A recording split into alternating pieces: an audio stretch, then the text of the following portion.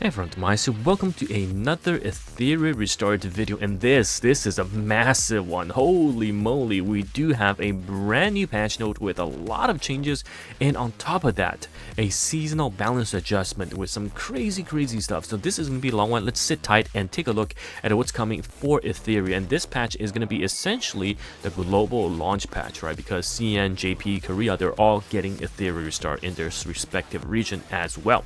So the update is going to take place on the 24th, going to last an hour, and right off the bat we're met with the new content. So on the 25th at 4 AM SVT time, so I'm not sure what that is, but essentially this is going to be in line with the global launch. Okay, so 7 days, check-in rewards, and look at the amount of stuff you'll get. We already know gems, lattices, and also the SSR selector, and this is the second day selector that everyone gets, new players, old players.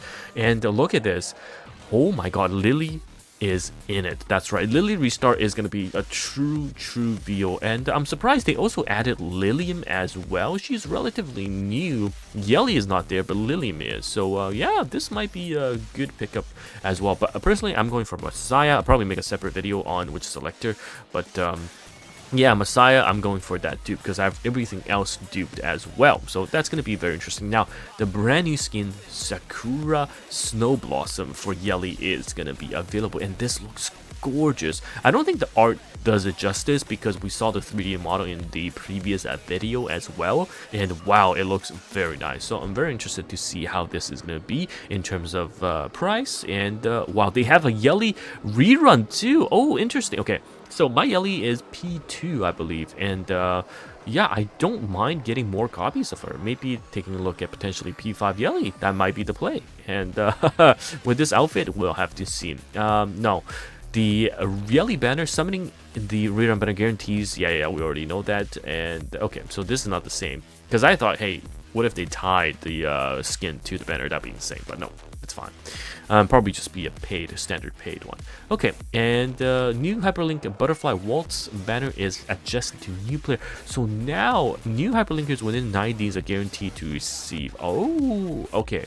So basically, Yelli is going to be part of the starting banner, which is similar to, I believe, Freya, right? Freya is part of the starting RGB banner. Like every new account will have it, depending on what banner is active at the moment. These will be always the standard or the rate up banner available alongside the ones. Okay, interesting.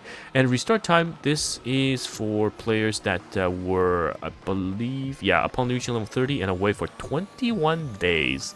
Okay, so come back and you get a ton of rewards. Let's take a look.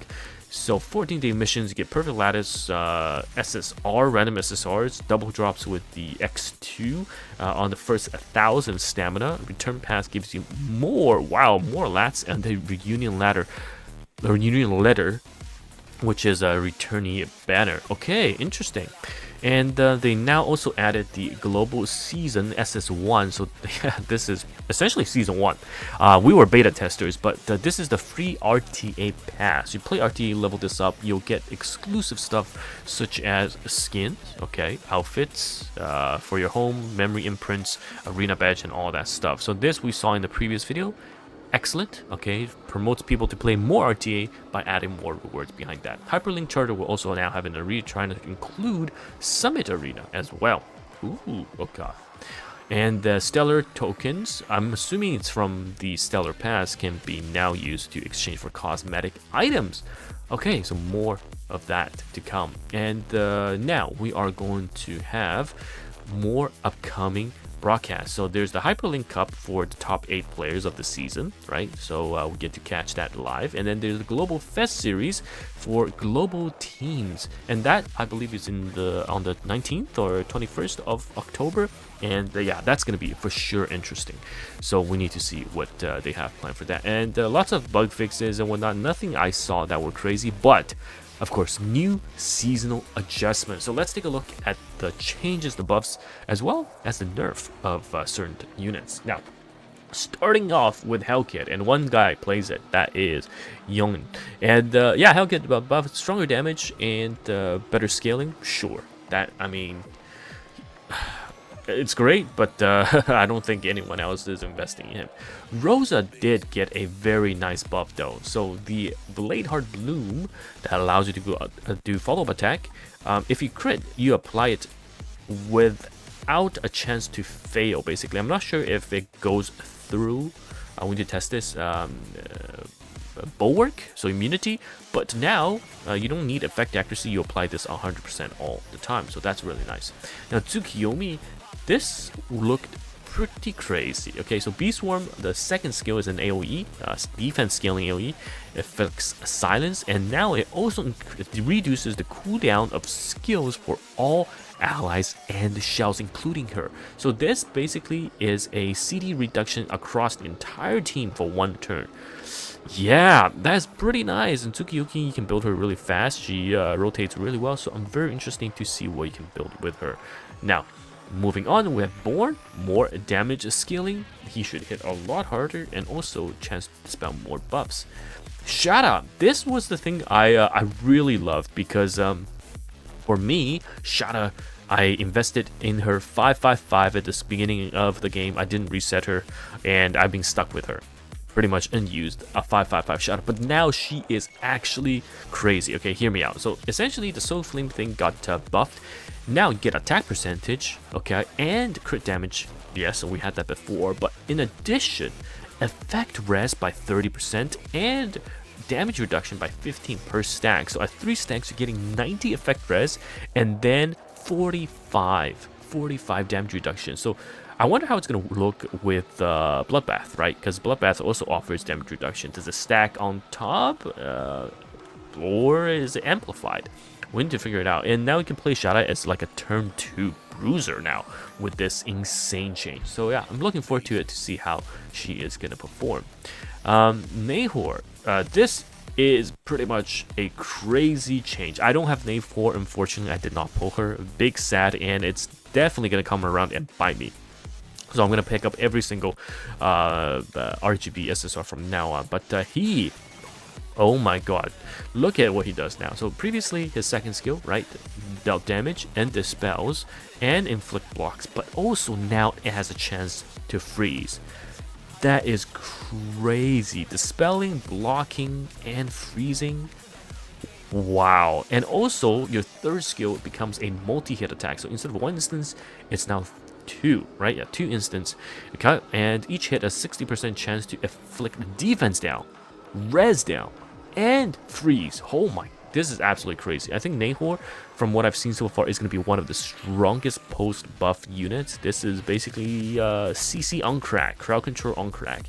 I want to see how he performs because I don't have him. I can't even counter pick him. So I might have to just straight up ban because that looks very strong, and not having him definitely is going to be pretty bad for me in the upcoming season. Now moving on, we got Nymph, and Nymph now equalizes the HP of the percentage of all allies with the second skill, and this time it also cleanses 2 debuffs, so that's pretty nice.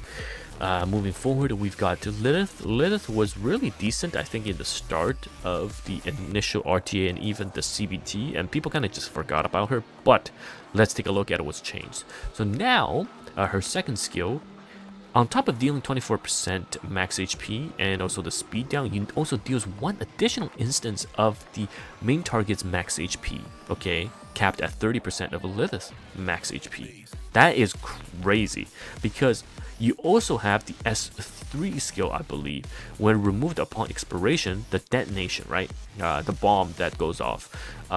You do 30% of Lilith max HP plus 25% of the target that had the debuffs max HP. So what that means, if you add all the numbers together, I think that is really insane, because you are looking, okay, you are looking at 24 of self max plus 30, right? So that's 54%, and then a 25 plus 25, that is 50% of target max HP and plus 54% of Lilith max. That means if your Lilith is higher HP than the enemy, this is over 100% damage. Crazy. So I'm very interested to see how she's going to perform. Looks like she is going to blow things up, all right? Okay, we also got a Celine's change. Essentially, at the start of battle, you can get a shield to all allies equal to 30%. It can be pretty significant, but there's a lot of strippers around, so yeah. I mean, it could be a buff that they have to strip through, but we'll have to see how this makes her better, if not, still not unused. And also, her 4 instances of debuff now has a chance to inflict crit rate down instead of attack down. I think it should have just inflicted both attack down and crit down, but that's fine. Hoyan got a damage buff, which is nice. Yelli, as the rerun rate up banner, she definitely got a buff. S1 deals slightly more damage, and also each attack has more. Okay, so 50% chance now to steal a buff. That's pretty significant because you get on average 2 to 3 shots in, and yeah, you're gonna steal some buffs from the enemy. This is great. Tsutomu got base stat buff. Nell got speed buff, so she's 123 now, which means mini Lily. But everyone's gonna have a Lily because it's selected. And the Victor got a buff as well to 12%. I wonder if that's gonna be essentially back at CBT level of damage. We'll have to see. And the Rin, higher chance of inflicting taunt, and then the speed Rin, more damage. Okay, great. Now casual. So this is the red casual, by the way. Increases cooldown by 2 turns instead of 1 on the second skill, and then increase accuracy up and reduces cooldown for all allies. Ooh, interesting. So maybe we'll see more use out of her now in kind of the slower meta. And the casual, the red, the sleeper casual got a nerf. Wow, let's take a look. So instead of a 2-turn sleep, it's a 1-turn sleep on the S1. Okay. And then the push also got nerfed from a 15% down to 10%. Okay, so she is not as insane as before, because previously with the S1 you just sleep the target and they cannot move for 2 turns, so you can ignore that unit and then you go sleep somewhere else. Absolutely crazy. And the push is insane with Jacko as well. So yeah, she did get nerfed, but she's an SR unit, so I don't think we'll see a reset event. And then RC77 4 turns down to 3 to line up better with the effects of Revelation.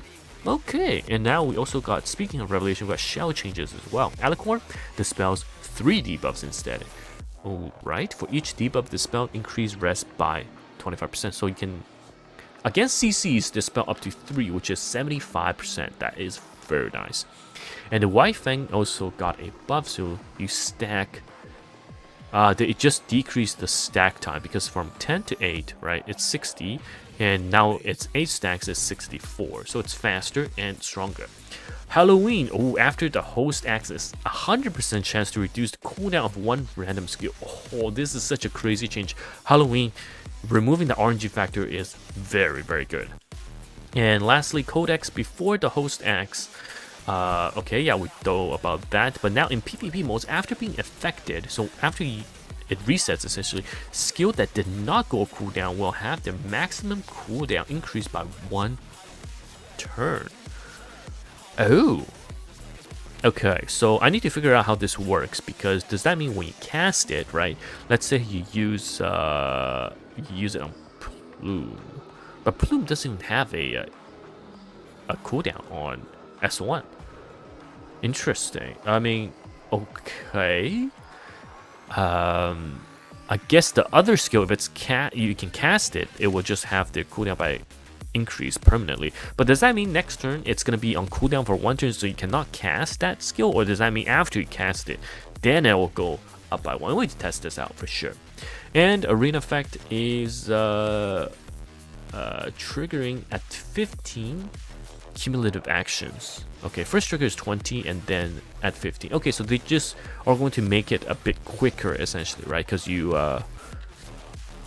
trigger the arena effect sooner. Okay, to reduce the stall aspect of it. All right, overall, very big changes across some of the characters, and personally I think this is definitely going to spice up the meta.